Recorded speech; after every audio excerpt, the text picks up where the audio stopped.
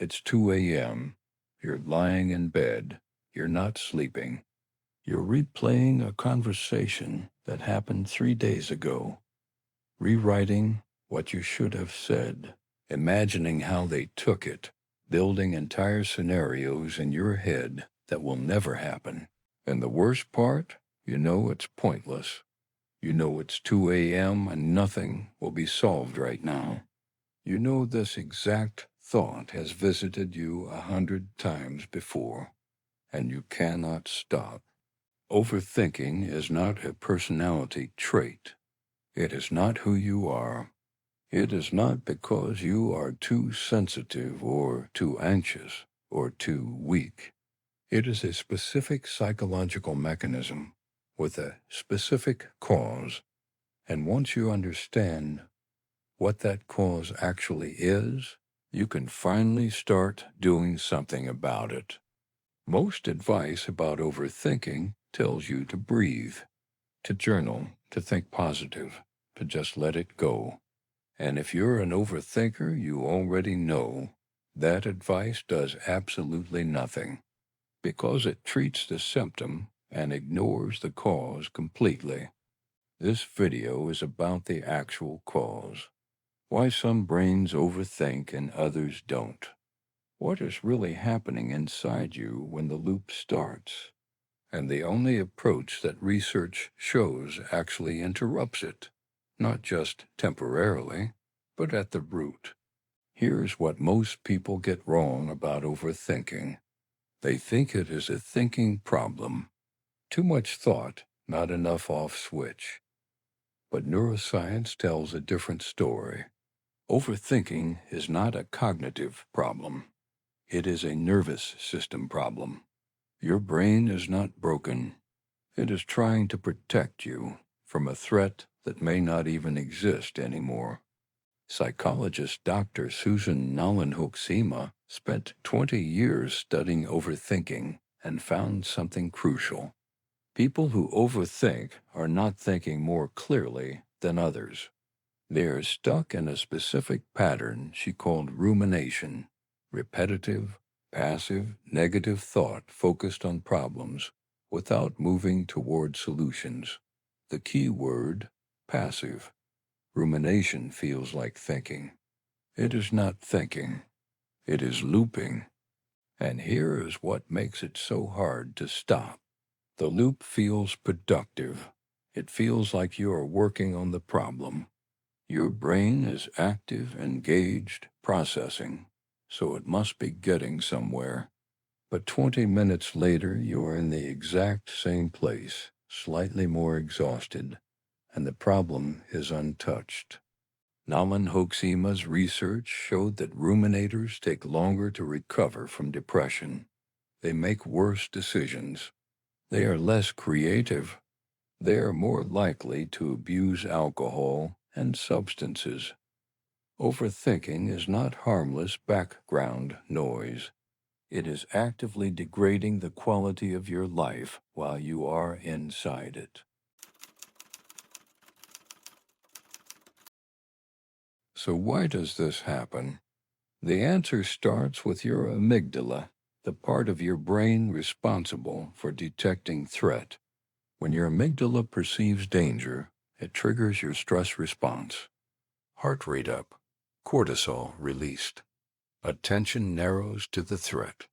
This is useful when the threat is a car coming toward you. It is not useful when the threat is a conversation you had on Tuesday. Here is the problem. Your amygdala cannot easily distinguish between a physical threat and a social one. Being rejected by the group, even in a mild form, registers as danger. Uncertainty about the future registers as danger. Making a mistake that others saw registers as danger. So your brain loops on these things the same way it would loop on a predator. It keeps scanning, keeps processing, trying to find the solution that makes you safe. Attachment research gives us another piece of the puzzle. Dr. Mary Main found that people who grew up in unpredictable environments where they could not reliably predict how caregivers would respond, develop hypervigilant nervous systems, always scanning, always anticipating the next problem, always trying to think 3 steps ahead to prevent the outcome they fear. This is not a flaw. In an unpredictable environment, hypervigilance is smart. It helped you survive. The problem is that your nervous system is still running that same program, even in environments that are actually safe. You are scanning for threats in a room that has none, and the scanning itself becomes the source of your suffering.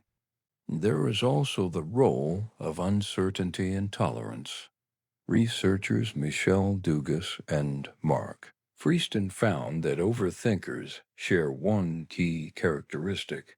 They find uncertainty physically uncomfortable. Not just mentally uncomfortable, physically, in the body. And overthinking is the attempt to think your way to certainty, to resolve the unknown so the discomfort will stop. But here is the thing about uncertainty. You cannot think your way out of it. Uncertainty is a feature of reality. Some things will never be resolved by more thinking. And every time you try to think your way to certainty and fail, the loop runs again, longer, more exhausting, more convinced that the solution is just one more thought away.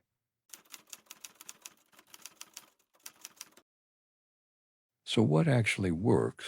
Not breathing exercises, not positive thinking, not telling yourself to stop. Research points to 3 approaches that address the actual mechanism, not just the symptom. I want to be honest with you. None of these are instant, but all of them are real. First, name what is happening in your body, not your mind. When the loop starts, most people engage with the content of the thoughts, trying to answer the questions the loop is asking. This keeps you inside it. Instead, shift your attention to what is happening physically. My chest is tight. My shoulders are up. My breath is shallow. Name the physical experience without trying to fix it. This activates your prefrontal cortex, the thinking brain, and begins to calm the amygdala. This is why therapists call it affect labeling. Research by Matthew Lieberman at UCLA showed that simply naming an emotion, saying to yourself, "This is anxiety," or "I feel afraid," reduces amygdala activity within seconds. Not because naming solves anything, because naming shifts you from the threat response to the observing mind. And the observing mind does not loop. Second, give the uncertainty a container instead of trying to resolve it. Choose a specific time, 15 minutes once a day, where you're allowed to think about the unresolved thing. Outside of that window, when the thought arrives, you say, "Not now, later." Research by Allison Harvey and Susanna Payne showed that scheduled worry time significantly reduces intrusive thought frequency. You are not suppressing the thought. You are relocating it. Third, and this is the most important one, build your tolerance for uncertainty through small, deliberate exposures. Every time you resist the urge to check, to ask for reassurance, to replay the conversation one more time, and you sit with the discomfort for just a little longer than last time, you are retraining your nervous system. You are teaching it that uncertain does not mean dangerous. This is called exposure and response prevention. It is the core of the most effective treatments for OCD, generalized anxiety, and rumination, not because thinking harder helps, because sitting with discomfort without running from it gradually teaches your brain that the discomfort is survivable.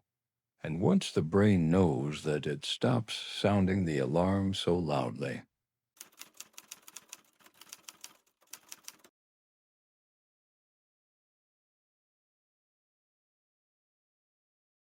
Let me say something directly to you. If you are an overthinker, you are probably also someone with a very active, very intelligent mind. The same capacity that creates the loop also creates your ability to feel deeply, to anticipate problems others miss, to care about things that matter. The loop is not evidence that something is wrong with you. It is evidence that something powerful in you has not yet been directed correctly. The thoughts will come. They always will. The goal is not to stop thinking. The goal is to stop being controlled by the thoughts that are not actually serving you. Notice the next time the loop starts, and instead of following it, name it. Not the content, the pattern. This is rumination. This is my nervous system scanning for a threat. This is old software running on a problem that does not require it. That distance between you and the thought is where the change begins. You have been living inside the loop for so long that it feels like you. It is not you. It is a pattern your nervous system learned. Patterns that were learned can be unlearned. Not quickly, not without effort, but completely. One more thing. Stop trying to think your way to certainty. Certainty is not coming. Not about that relationship. Not about that decision. Not about what they really meant. The discomfort of not knowing is not a problem to be solved. It is a condition of being alive. And the sooner you stop fighting it, the sooner the loop loses its reason to run. Your mind is not your enemy. It is an instrument that has been running the wrong program, and you can change the program slowly, deliberately, starting with the very next moment the loop begins. If this names something real in you, if you recognized yourself in any part of this, you are not alone, and you are not stuck. The fact that you are still here, still trying to understand yourself, that is not overthinking. That is the beginning of something different. Subscribe if you want more of this. Psychology that actually explains what is happening inside you, not just tells you to breathe and think positive. Like this video, if it reached something real, it helps more people find it who need it. You are not your thoughts. You are the one who notices them, and that noticing, quiet, honest, consistent, is the only thing that ever actually changes anything.